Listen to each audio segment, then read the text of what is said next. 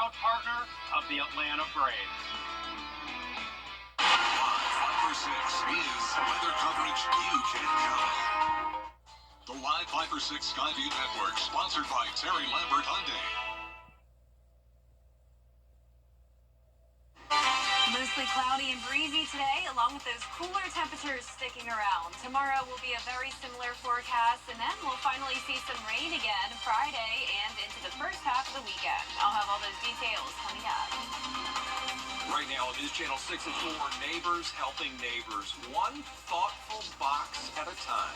Plus, preparing for Arts in the Heart, what festival organizers are asking from Augusta leaders. And the push to ban cell phones in classrooms across South Carolina. We'll have reaction as Your News at 4 starts now. Live from Television Park, this is WJBF News Channel 6 at 4.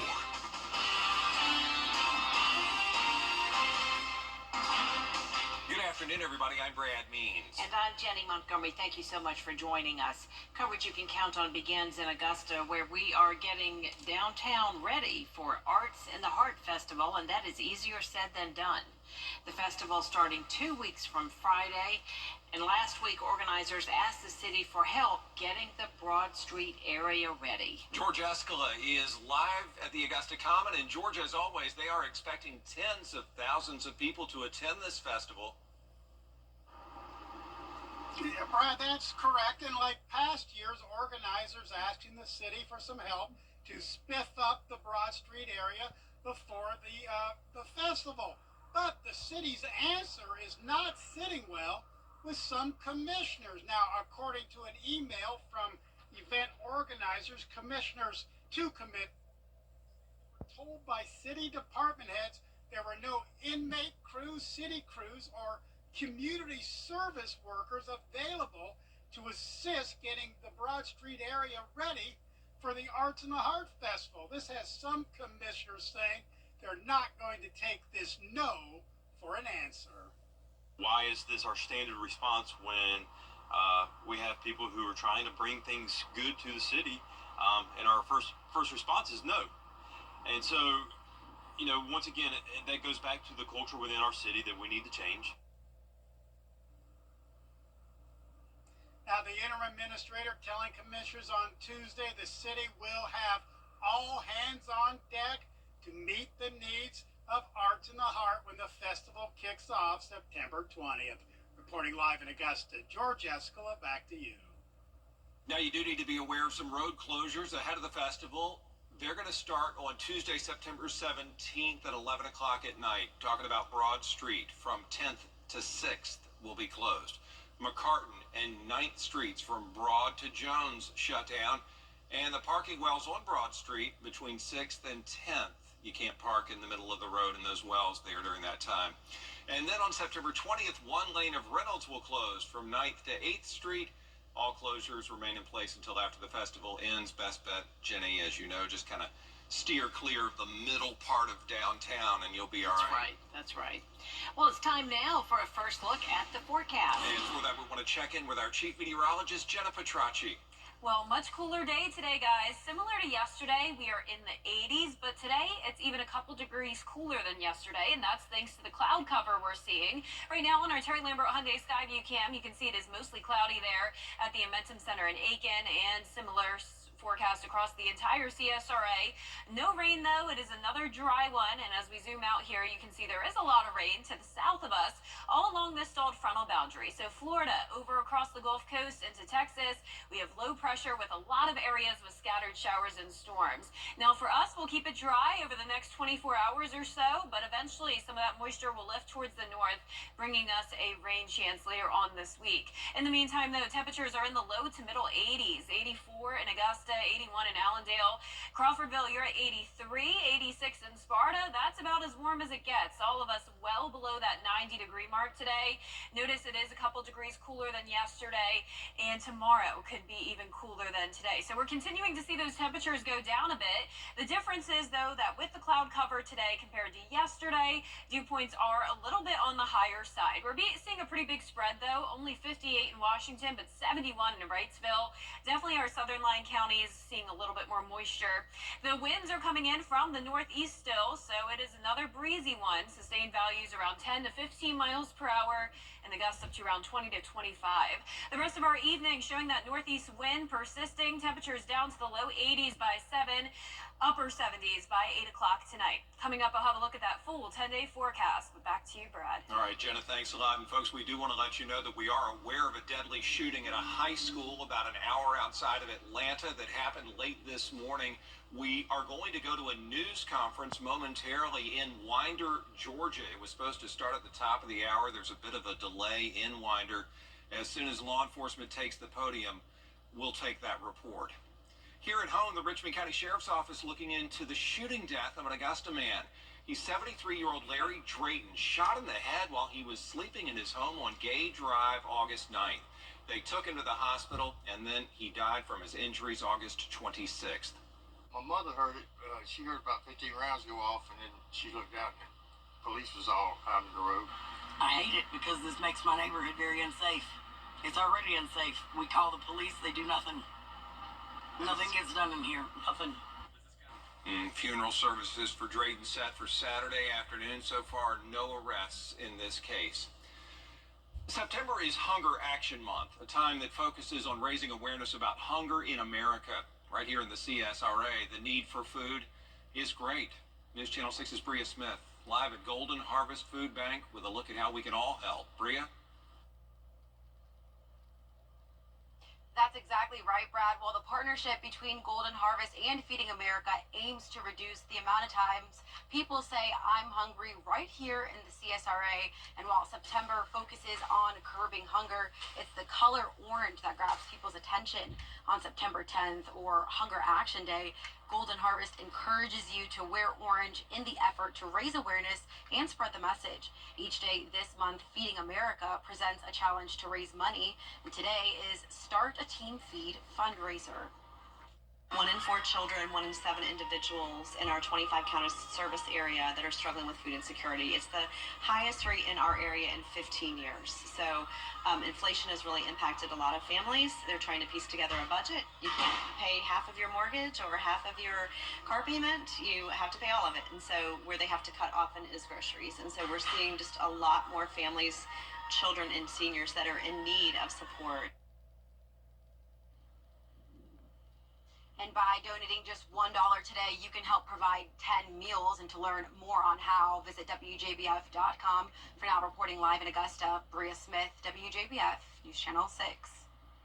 South Carolina now, where education leaders have approved a cell phone ban during the school day. It starts in January. The story from Aiken Bureau Chief Sean Cabbage-Stock. The new policy bans cell phones from bell to bell. Districts will determine the details. Reactions are mixed, and some questions remain unanswered. On Tuesday, the South Carolina Board of Education approved the policy, which applies to grades K through 12. During the school day, students can't use personal electronic devices unless the teacher allows them to. They also can't wear or use device accessories at school. I don't think it's right because if there's an emergency or some way that they have to get a hold of the parents, because a lot of the kids don't remember the numbers, so their numbers are automatically in the phones. The new cell phone policy will also include exceptions for students with special needs. In Aiken County, I'm Aiken Bureau Chief Sean Cabbage-Stock, WJBF News Channel 6. Aiken County's 1% sales tax will be on the ballot in November. School leaders held the first public meeting Tuesday. Graham Lee was there. The school board has been talking about it all summer long, and now they're sharing the plans on the 1% sales tax with Aiken County families. Our goal is to share information, votes for stakeholders to be able to make the proper call that they feel best about whenever we go to voters in November. After conversations about schools around the county, leaders have approved 5 primary projects as part of a $285 million budget. Administrators presenting parents with their ideas, but a concern is that there's no timeline about the order of projects' completions. What's a plan? Your plan of what you're going to get done, about when you're going to get it done before we vote on this. If If voters approve the renewal of the sales tax in November, renovations would come to South Aiken, Midland Valley, and Silver Bluff high schools, along with North Augusta Middle School. But another part of the plans calls for building a new elementary school in Area 3, which parents say is desperately needed. Ringo's really old. We walk through the hallways, it's exactly like it did when I was 7 years old. We've had issues with our roof. It's been patched and patched and patched and patched. The patches aren't cutting it. Our flooring is not level in the hallway. Though the budget is $285 million, the board has made a small list of contingency projects that can be pursued if extra funds are available. But with rising costs, some are concerned that won't happen. Let's say the funds are not available and Greendale gets nothing. What is the plan for Greendale when there comes a point that we have to shut the doors because it is going to make children and faculty and staff sick? A second public meeting will be held next Monday night at Ridge Spring Minetta. Columbia County Commissioners approve a proclamation that their community is not a sanctuary county. This comes after an online group posted that Columbia County was a sanctuary for immigrants entering the United States. Hard to believe, but it is that time again. Time to vote for our Football Friday Night Player of the Week. This week's nominees are Augusta Prep's Bo Polcha, Evans's E.J. Hogan, Draylon Brown out of Silver Bluff, Mackay Quiller from Fox Creek, and Strong Thurman's Deontay Phillips. That poll is on WJBF.com. You can vote once a day until Friday. The winner will be announced during our Football Friday Night show, so be sure to get your vote in as we pick our Football Friday Night Player of the Week. And count on us for a live preview of Week 4 of Game Night Live this Friday when the Aquinas Fighting Irish host the Hepzibah Rebels. Kickoff is at 7:30. You can watch the game at home on MeTV.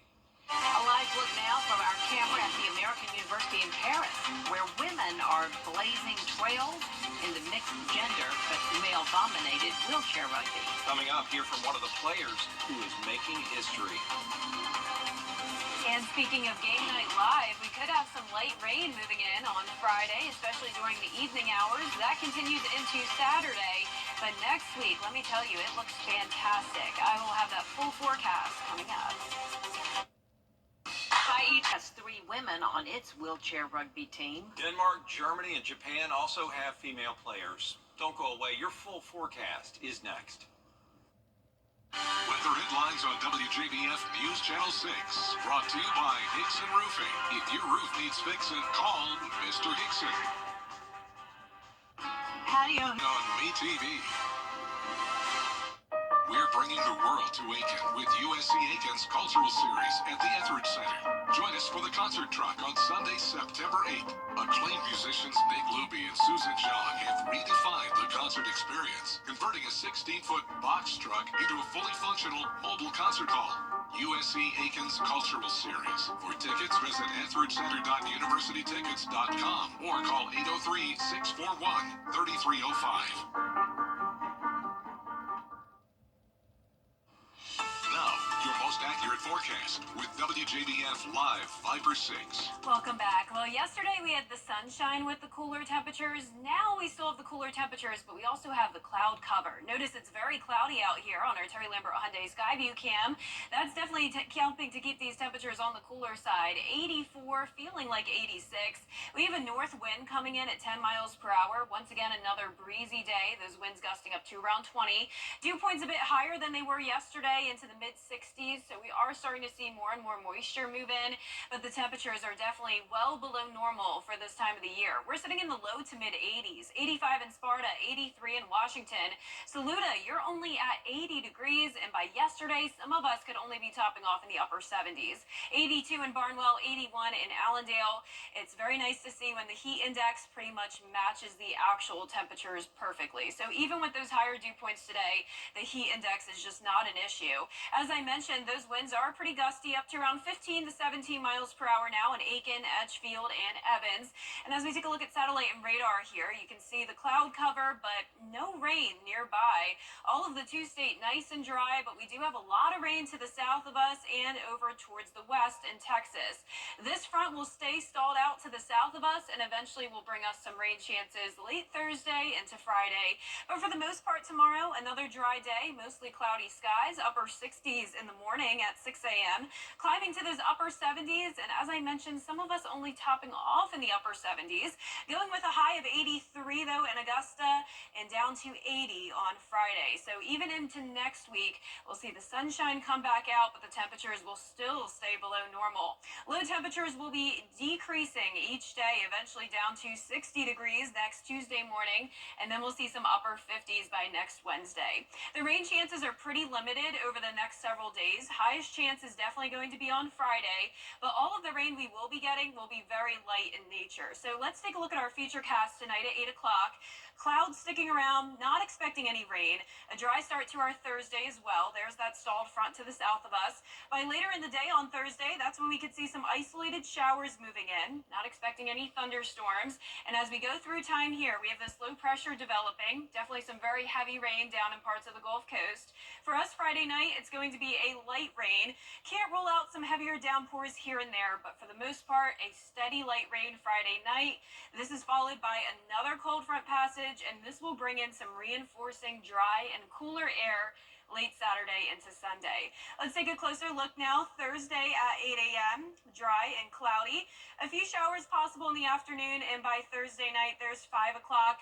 All just that light rain, clouds sticking around, breezy winds. Friday morning starting out nice and dry, but then in the afternoon and evening, there comes that steady light rain. Once again, some heavier pockets possible, but overall, not a whole lot of heavy rain, not expecting the storms, but all of this light rain could still lead to some excessive rainfall. So we do have that marginal threat of flash flooding for around half our area, our southern line counties in particular.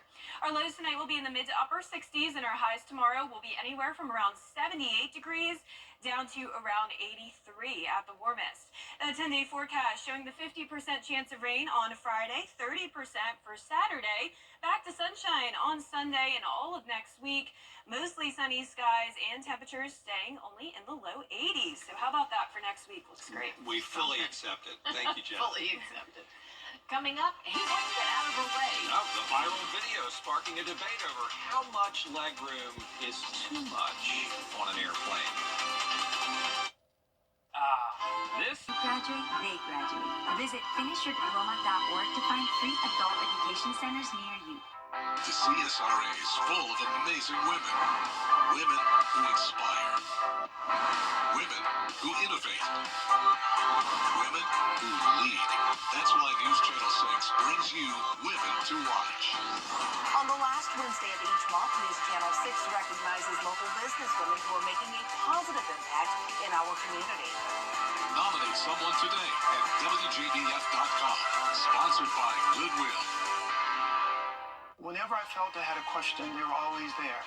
And so I'm very pleased with their service. And when you've never been in an accident before, you want someone you can depend on. And I just think George Sink Injury Lawyers was the correct call for me.